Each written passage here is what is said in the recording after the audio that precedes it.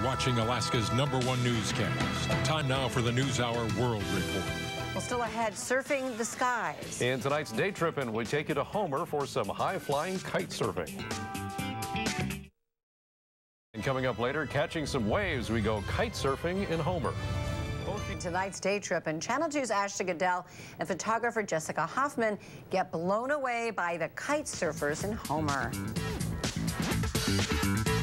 Imagine what a gull sees when flying over the ocean.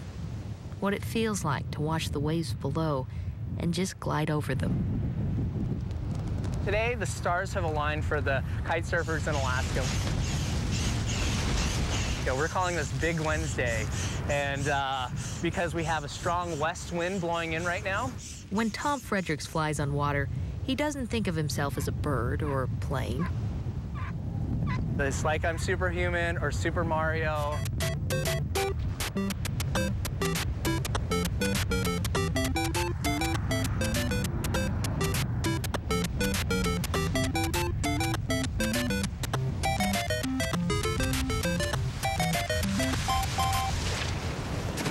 A real-life Super Mario with jumping powers. I've probably jumped over 60 feet before on water.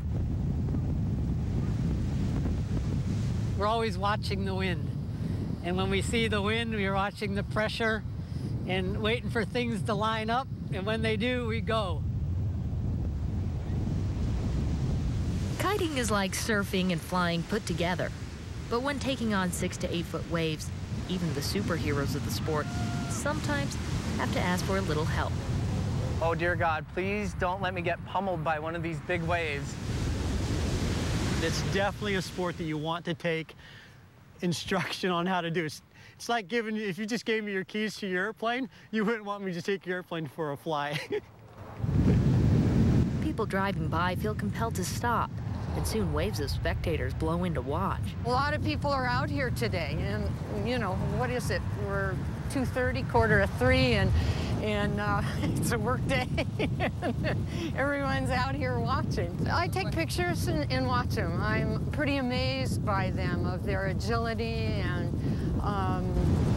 just how brave they are to go out. The first question people usually ask is, how could they get into it? It begins on the beach. And that's the first lesson I do for everybody. It helps you get used to learning how to fly the kite, learning how to keep the kite in the air. There's no better way to explain that feeling of flying than to harness the wind yourself. If I pull to the left, the kite will move to the left.